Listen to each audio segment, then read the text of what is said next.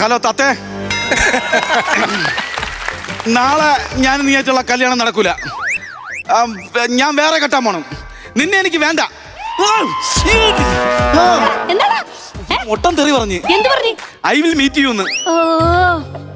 അന്ന് വല്ല ചിത്രഹാരം കണ്ട് കിടന്നുറങ്ങിയാ മതിയായിരുന്നു.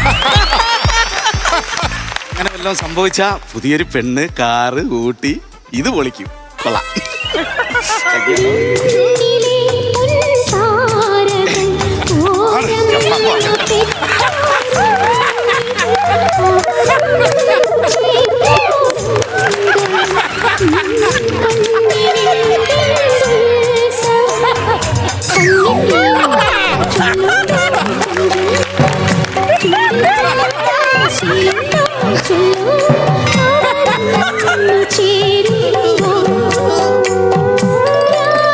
എന്നെ മനസ്സിലായി കാണുമെന്നറിയത്തില്ല. ഞാൻ തെന്മല തത്ത. നേരത്തെ പറഞ്ഞായിരുന്നില്ലേ, ഫോൺ ചെയ്തില്ലേ, ആ തത്തയാണ് ഞാൻ. എനിക്കിപ്പോ സന്തോഷം അങ്ങോട്ട് കൂടി. എന്നാ കല്യാണം കഴിക്കുന്ന സമയത്ത് ഓഫീസിൽ ഞാനും എന്നെ കെട്ടിയോനും 2 സാക്ഷി ഒപ്പുകാരും മാത്രമേ ഉള്ളായിരുന്നു. ഇപ്പത്തെ സെലിബ്രിറ്റികളോട് സെലിബ്രിറ്റികൾ. ആഹാ, തലേസമായിട്ട് സദ്യ ഉണ്ണാൻ വേണ്ടി വന്നിരിക്കും കല്യാണത്തില്ല. തത്ത ഉണ്ണികളെ നിങ്ങളെ കാണണം. തത്ത ഉണ്ണികളെ കാണണം.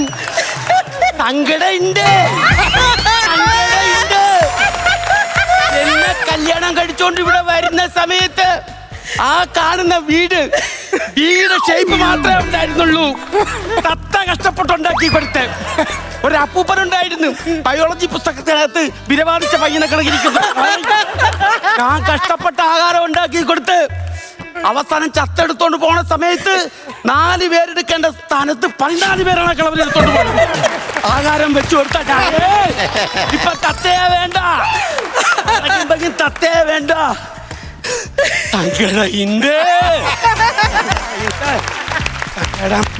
ദൈവമേ, ഫോൺ കട്ട് ചെയ്തോടെ പറന്നു വന്നത്. ഇവിടെ ഞാൻ ഫോൺ വിളിച്ച് പറഞ്ഞല്ലേ, എന്താ ഇവിടെ? വാക്കുകൾ കിട്ടുന്നില്ല. ഇതെന്താ വാക്കുകൾ കിട്ടുന്നില്ല. നന്നായി, ഇനി ഒന്നും കേക്കണ്ടല്ലോ വായി. ഓഹോ, പേപ്പറിൽ എഴുതിക്കൊണ്ട് വന്നേക്കുവാ. ഇതിലൊന്നുമില്ലല്ലോ. അതാ പറഞ്ഞത്, വാക്കുകൾ കിട്ടുന്നില്ല.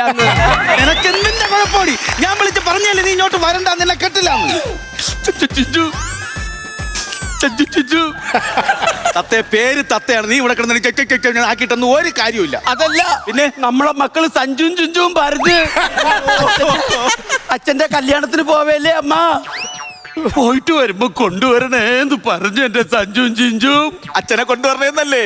കല്യാണത്തിന്റെ സത്യക്കുള്ള പായസം കൊണ്ടുവരണു. തന്തേര മക്കള് അതേ സ്വഭാവം. നീ എന്തൊക്കെ പറഞ്ഞിരുന്നാലും ഇവിടെ എന്നിട്ട് കാര്യമില്ല. എന്റെ അമ്മ പറയണത് ഞാൻ കേൾക്കൂ. ഒരു അമ്മ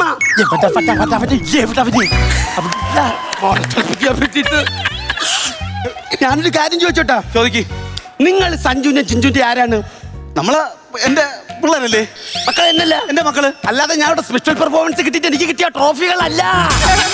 നിങ്ങള് എന്റെ മക്കളാണ്. തത്തേ, ഞാൻ സീരിയസ് ആയിട്ട് പറയണ, നാളെ ഒരു നല്ല ചടങ്ങ് നടക്കണതാണ്. ഇവിടെ ഒന്ന് പ്രശ്നം ഉണ്ടാക്കരുത്. എന്നെ പോലെ സമാധാനത്തിൽ സംസാരിക്കുന്ന ഒരു സ്ത്രീ. എനിക്ക് എന്തിന്റെ കുറവ്? എനിക്ക് എന്തിന്റെ കുറവ്?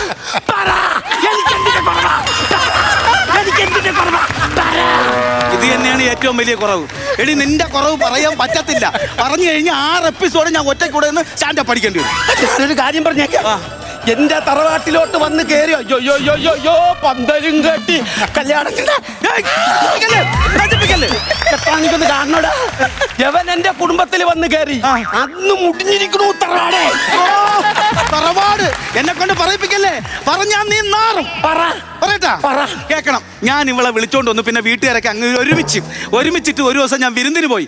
അവിടെ കിടന്ന് വെളുപ്പിനെ 4:30 മണിക്ക് ഞാൻ നോക്കിയപ്പോഴ് ഡ്രംസ് വായന കേൾക്കണം.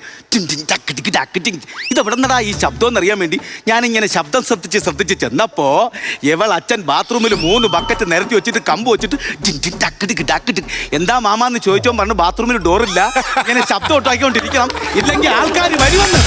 അതാണ് മഹിമ. ഞാൻ പറഞ്ഞ ശബ്ദമാണ് വിഷയമെങ്കിൽ ഒരു ഫ്ലൂട്ട് വായിച്ചൂടെ? അപ്പൊ പറയണേ നിനക്കിവിടത്തെ ആഹാര രീതി അറിയത്തില്ല, അതിന് ഡ്രംസ് ആണ് ബെസ്റ്റ് എന്ന്. എന്തെങ്കിലും നഷ്ടം ഉണ്ടായ? അതില്ല, നഷ്ടമില്ല. ഒരാഴ്ച അവിടെ നിന്നപ്പോ ഞാനും ഡ്രംസ് വായിക്കാൻ പഠിച്ചു. ഇപ്പോൾ പൂഞ്ഞാറുള്ള പ്രമാണി ഗാനമേള ട്രൂപ്പിൽ മെയിൻ ഡ്രംസ് ആണ്. അങ്ങനെ എന്റെ അച്ഛനെ മാത്രം നിങ്ങൾ കുറ്റപ്പെടുത്തണ്ട. ഞാൻ അമ്മയുണ്ട്. അമ്മ എന്ത് പറയും? 10 പേര് അറിയും. മാലോകർ അറിയട്ടെ, മാലോകർ അറിയടി എന്റെ അമ്മയെ കുറിച്ച് എനക്ക് എന്ത് പറയാ? ഞാൻ ചെന്ന് പിറ്റേന്ന് രാവിലെ കല്യാണം കഴിഞ്ഞ് മുടിയൊക്കെ വാരിക്കുട്ടി കുളിച്ചിങ്ങനെ നിന്നപ്പം വീടിന്റെ തൊട്ടപ്പുറത്ത് മണ്ണിടിക്കുന്നു. ഒരു JCB വരണത് കണ്ട് ഇങ്ങനെ തള്ള കുറെ കാടി വെള്ളം കൊടുത്തതിന് മുമ്പ് കൊണ്ട് വെച്ചിട്ട് പറയുന്നത് ആവശ്യം പോലെ കുടിച്ചോളാം മക്കളെ, കുറച്ച് കൊണ്ടുവരാൻ.